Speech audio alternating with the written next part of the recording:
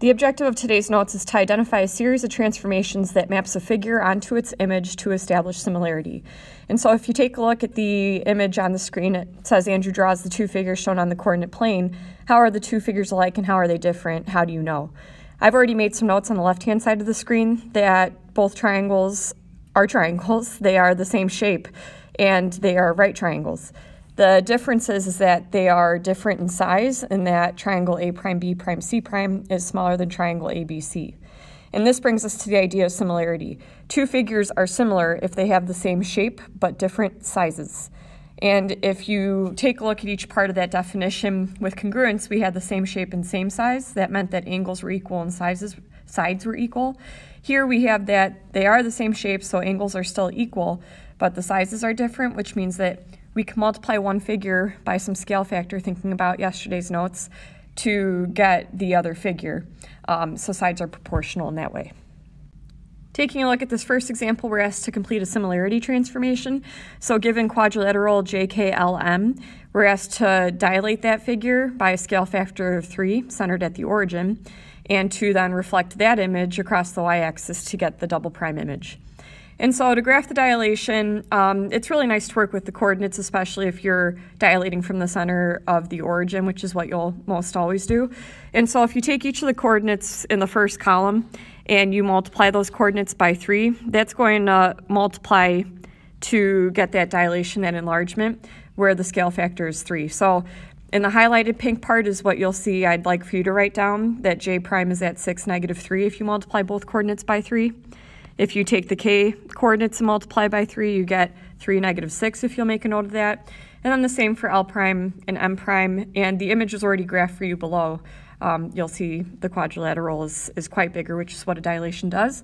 And then to graph the reflection over the y-axis, you can think of the rule, which, I mean, if you're reflecting it over the y-axis, you're changing the x-coordinate to its opposite. Or it might help to look at the graph and to actually do that transformation and to see that in fact, that x-coordinate becomes its opposite. So again, if you'll make a note of these coordinates written for the J double prime through M double prime, just to establish that you're both dilating this figure and then reflecting it over the y-axis. In this next example, rather than perform transformations to establish similar figures, you are looking to identify similar figures through a series of transformations.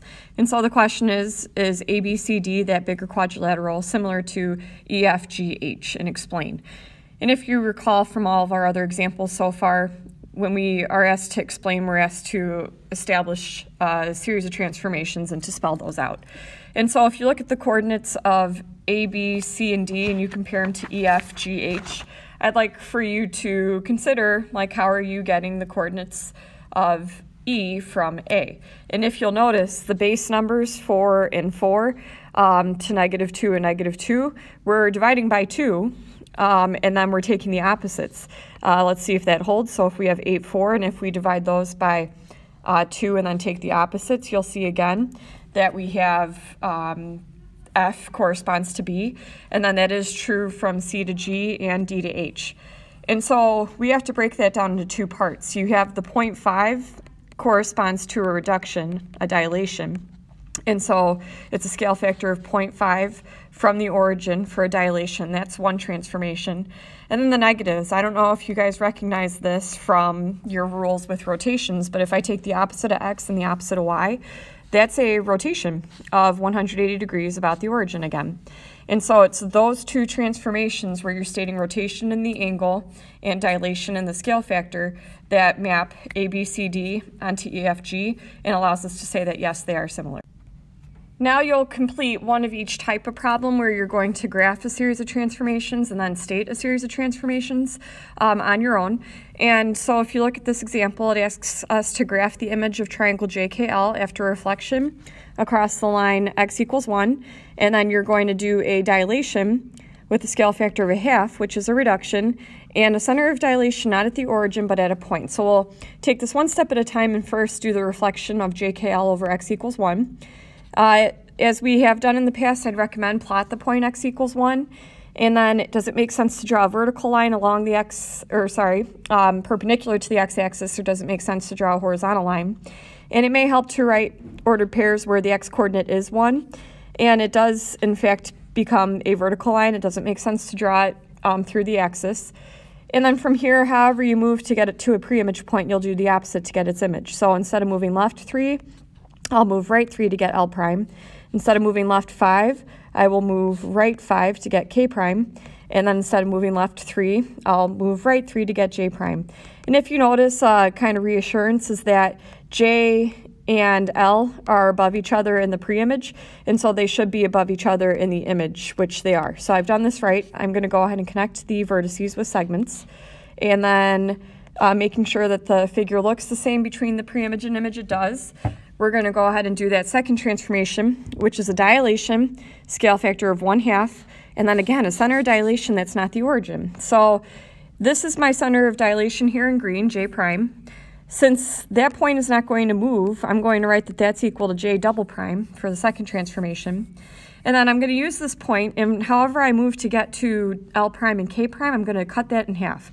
So instead of moving up 5 to get from J prime to L prime, I'm only going to move half of that, which is 2.5 units.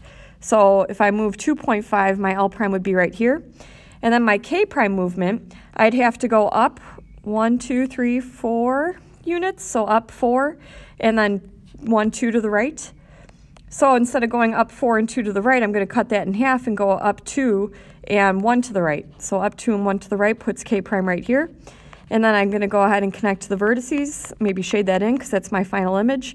And I should have double primes because that is the second transformation, and I've completed the first part. And then looking at part B, it asks us if JKL is similar to, it should be triangle J or PQR, so if you could change that, please, it should be PQR. I want to see if I can map one onto the other. And so if you take a look, I'm going to go ahead and get rid of what I've just drawn so that I can get a cleaner image to work with. I want to see if I can get this triangle JKL to map onto this triangle.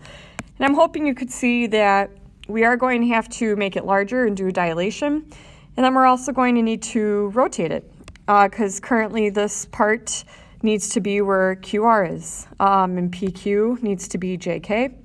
And so if you can envision how that's going to rotate, I'd recommend doing the rotation first.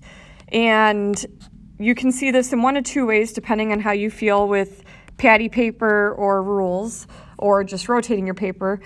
But I need to rotate it clockwise 90 degrees. So if you remember, counterclockwise is positive, so clockwise is negative. And if you'd rather deal with positive so you can use the rules, that's the same as 1, 2, 3 movements for 270, which is our counterclockwise. The rule for a 270 is y opposite x, which you could do with the center being at the origin. So however you understand it, I need you to rotate that triangle. And you should get that L prime is at 1, 2. So that will be right here. K prime is at 0, 4. And J prime is at -4, 2, which is interestingly enough overlapping with the point it needs to map to. So then, considering our dilation, if you see that J prime and P are already at the same place, my center of dilation is going to be at, you can either say J prime or P. And then however I move from J prime to L to get from J prime to R is going to be my scale factor. So if you look from J prime or P to R, that's 10 units, and L prime is only 5 units. That means that my scale is going to be 2. And so because I can map one triangle onto the other, I do have that the two triangles are similar to each other. And so then the last piece is just to holistically look at congruence versus similarity, which has been the focus for this part of the unit. And the one thing that we have in common is that angles are always congruent, whether they're the same size or a different size. But when the size changes, that means that the sides are proportional, that they can be scaled, versus congruence means that the sides are equal. And that's what would be the biggest difference between our congruent and similar figures, although we can use a series of transformations either way to map one onto the other to establish either case.